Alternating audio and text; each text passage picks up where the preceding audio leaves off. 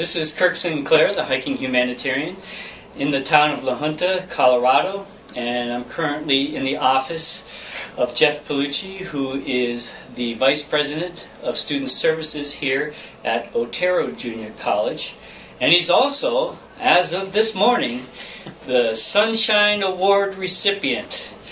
And well, perhaps I should, you've been in this community longer. What is the Sunshine Award recipient? Can you give a little history on that? It's a tradition that started with the Wake Up breakfast from when it was originated. We're actually in, what is this, the 22nd or 23rd year of those Wake Up breakfasts, and there's 8 a year right now. They start in April and run through October. When they first started, they used to run about 10 months out of the year. But I think this month was the 221st or 22nd Wake Up breakfast. It's a community event that draws people in from the Arkansas Valley. It's kind of meant to keep people up to date on different activities going on in La Junta, as well as the surrounding communities, and a way to recognize individuals for their contributions that they've made to the community, whether through different organizations or through their own activities that they have done. So that's where the Sunshine Award became a part of. The Chamber of Commerce runs those Wake Up breakfasts. The Chamber of Commerce also has an award at their annual banquet, which is a Community Service Award. And they usually do that end of January each year. So the Sunshine Award kind of stemmed off of that, and more frequent type of award, kind of a monthly recognition, as opposed to just something that's done annually. Yes, and this morning we were there because we were hostages, but we watched you get awarded, and the 3 things that stuck out in my mind were how involved you are in community organizations, how working with the youth is important to you, obviously, I guess, considering your position, and also helping out those in need. So I was hoping you could touch base on those 3 categories for me. Well, I think as far as I've lived in La Junta my whole entire life. I was born and raised here. So grew up here, lived in the same house. So as far as the community, I lived in the house I was raised in too. So. As far as everyone in the community, I pretty much know everyone. There's every once in a while I'll run across someone that I haven't met yet. But what's nice about a small town is that you do have that close-knit connection as far as with those people, and you get to watch them learn and grow and watch them raise their families. Another nice thing is my wife is also from here, born and raised here, and our family's here. So it's a way, as far as we feel very fortunate that we were able to stay in a community that we were born and raised in. Wonderful place to raise a family. We've just felt that it's a way of giving back to the community that has greatly supported us and has been very beneficial to our family. As far as in the activities that I'm involved with, I've been a member of an Elks Club. Oh gosh, probably for 20 plus years. I can't believe it's been that long. But very involved with their youth programs, as far as with scholarship, with Hoop Shoot, with some other things that they do. Hoop Shoot? Well. The Hoop Shoot program is something that started, this is actually the 40th anniversary this year, that was started by the Elks National Foundation. That's a series of contests that starts out at the local level and progresses up through 4 different contests, from local, district, state, regional, and then national. And the winners of the national contest each year get their name inscribed in a trophy that's displayed in the Basketball Hall of Fame. We've had a couple of participants that have, during my tenure, that have been able to go out to that national contest and have participated. It's just a great experience for kids. About 3 million boys and girls between the ages of 8 and 13 participate each year. Our local lodge, when we run our lodge contest, we'll have about 60 kids that will participate. And those 60 kids represent winners of contests that they've had at their schools. And we'll run that The local one here I've been involved with for 20 years. And then the district one, we will also host that as well. That I'm extremely involved with that one, and we've probably hosted the district one for the last 10 or 12 years. Elks National Foundation also has a scholarship program that they award to area seniors. They call it the Most Valuable Student Award. And that's a series of scholarships as you progress through local, district, state, and national judging. The amounts of those awards continue to go up.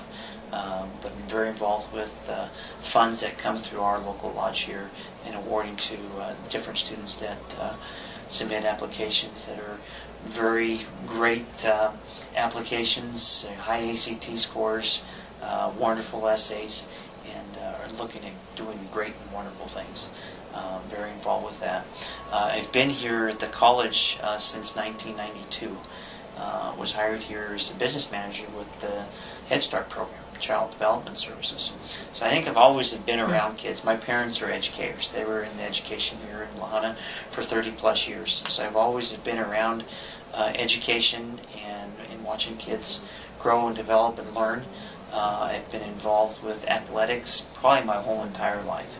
Not only playing, but as I've gotten older, coaching. Was athletic director here for a few years before moving into my current position.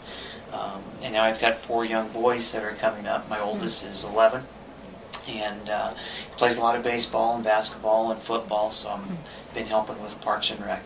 Also been involved with the Parks and Recreation Board for probably about the last 15 years, looking at different activities and sports and involvement and how to get students involved and keep them active and motivated, and tie school in that as well, as far as if they don't have the grades, they're not going to be able to do extracurricular activities. So it's a lot of fun to be able to interact with the students and watch them grow. But I think the best part about it, even at the college level, is when those students, I'm involved with graduation here, so I get to watch them walk across the stage and get to know each one of them by name. And then once they graduate, staying in contact with a few of them, they'll come back through and say, hey, I really enjoyed my time here. It was great. It's like no other place that I've been to. So it's not always about the money. There's just always something else that really motivates people and keeps them going. And I feel like I'm in a position, I found a job that really keeps me motivated and involved with different activities and things that I really enjoy doing. Now, what about people in need? I heard that this morning, that you've been there for some people who needed it. Can you? Well, we've done some things as far as maybe not just me. There's some different things. As far as groups and organizations I've been involved with, we've done some things here on campus as far as through our athletic program that we've been involved with. There was a tornado that came through the town of Hawley a few years ago, and we organized probably about 50 to 70 of our athletes that we loaded up on a bus and we took down there for a day, and they spent the day helping out, cleaning up, helping students or families sort through stuff and starting to put their lives back together. We've done some city cleanup projects here through the college and through the athletic programs. Personally, as far as my family and I, we do a lot of donations, a lot of time as far as either with, giving it to associated charities, donations, Crossroads, Inspiration Field, as far as goods and supplies, clothing, you name it, as far as where we're at. Very involved with our church, and through the church we've donated financially that goes to charities and organizations here in our community. What's this I hear about roofing, or that had to do with Holly? Well, that wasn't Holly. That was part of, we got into that. I'm kind of a handyman. So as far as if there's a staff member or someone that knows that they've got a problem, they know who I am, I usually pick up the phone and say, hey, let's see what Jeff thinks about how he would fix it. But I've probably roofed anywhere from 15 to 20 houses in my time on just kind of just little side activities, whether it's friends or relatives or friends of the family, people that we've had some hailstorms that have come through, and it's a way of saying, hey, let's, we can put some manpower together. I've got a trailer and we can tear it off and put it back together, and it's usually they take care of all the materials and we do the labor. So we don't worry about anything as far as any financial exchange or anything like that. We've built a couple of garages for some family friends that really want to do something. It's a matter of coordinating some different skills of some people that we know, whether it's concrete's their specialty.